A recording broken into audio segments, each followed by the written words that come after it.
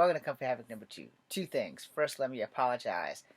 During the songs, if my life light burns out, or if your life light burns out, whatever I titled the damn thing, I got tickled, like in my throat, and I couldn't clear it.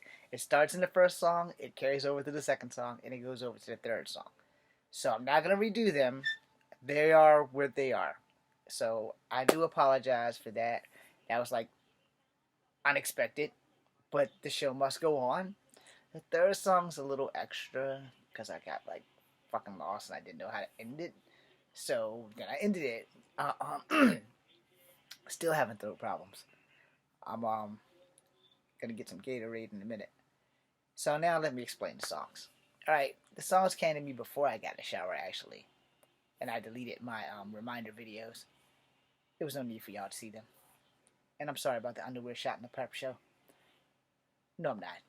Anyway, the whole premises of it is when you watch movies, you know how they show people's eyes when they die and how their soul is gone and the eyes go from, like, if your eyes are brown, they when you die they turn black. Actually, when you die, I don't know if your eyes even change colors, but in the movies you see that their eyes fade.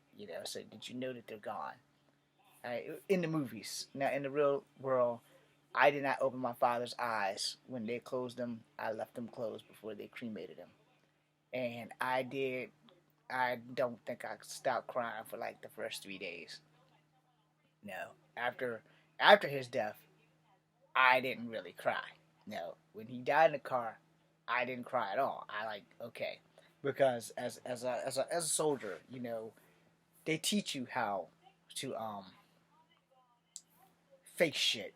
Okay, that's the easiest way I can put it. To teach you how to face shit. And because I was like doped up from my hip replacement, because he died a couple of months after I had my hip replacement, so I was still on drugs, like heavy medicated drugs. I couldn't drive worth shit. If I would have drove, I probably would have killed like 20 people, including myself. So that wasn't an option. And my elder sister took me because it's also her father. And we went down there, and the hospital gave us such a hard time. And I was like, look, man, I need to know if my dad is dead or if my dad is alive. Because if he's dead, then I don't have to fucking rush. Because I have to find a ride. Because I'm on drugs and I can't drive. And the hospital just wouldn't budge on telling me if he was dead. So when I got there, they still wouldn't tell us that he was dead. And I'm getting mad because they won't tell me that he's dead. He's dead. He was dead the whole time that they called. They just didn't want to do that because of protocol and shit. And I was like, look, man, I'm in the army. Or I was in the army. They've taught me how to accept death. All right? They literally do talk to you about that. Let me rephrase that. Fort Benning literally talked to us about accepting death. All right? Because I was infantry. And it's like, look, death is going to happen. And you are going to... You are going to have to deal with it at some level or another. Sorry, I swiped the thing and the thing went completely away. And I'm like, okay. And then, when you're in boot camp and you see people who ain't going home from boot camp due to negligence on their own part, because, when we were getting grenade training, the casualty officers tell you, don't try to see the explosion. That's why we have the glass window, so that you can see the explosion. So when you come up there, you have two options. Pin, throw, and down. That's it. Some people are stupid. Not me, because I went in at 37. I know how to follow orders. And some people didn't. I mean, you watch them get fucked up. I'm sorry, I'm not supposed to laugh at that. But when you watch a fellow soldier who's a fucking idiot get fucked up, worth it. Worth it. Anyway, moving on. I learned, I can handle being told that somebody's going to die. It's going to hit me eventually. It's going to hurt like fuck.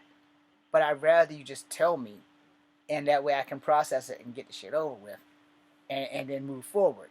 When it hits me, it's going to hit me. And so they didn't tell us, and then we got there. They set us in the waiting room. And they set us in the waiting room. They kept us in the waiting room for like 50 fucking minutes. Now, I'm getting pissed off. because I literally can't sit for more than like an hour or two at this point because I'm not exactly healed up, you know. And I'm literally telling this, hey, dude, yo, I need to fucking know if my dad is dead or not. And so he's like, okay, Mr. Williams, your father's dead. He pretty much died on impact. And I'm like, you motherfuckers, y'all could have told me that. I had to make people leave their jobs to get me here because y'all wouldn't just tell the fucking truth. He's like, well, procedure this, procedure that, all kinds of other shit. And so, before I got in the shower, I thought about that. And that's how, if your life light burns out, all right? So, don't take life for granted, man. If even if you have a horrible life like mine, every day, every second, every microsecond is a chance for you to turn that motherfucker around. And that's what I've been doing as Echo Fan Grey Wolf. James Williams Jr. has been dead for a long time. And pretty much, I'm sure that he died when my father passed in that goddamn car. So, you know, my real name, my government name is James Williams Jr. But for the rest of my life and to the world, I will be Echo Fan Grey Wolf. And anybody can contest that, I don't give a shit. If you come in my face hostilely, you won't be going home. I send warnings, not invitations. You come in my face respectfully, we're good. But don't get up in public and try to make a name off of me, because I won't be held responsible for what the fuck happens to you. Or, because I have a degree in police science, let me reword that.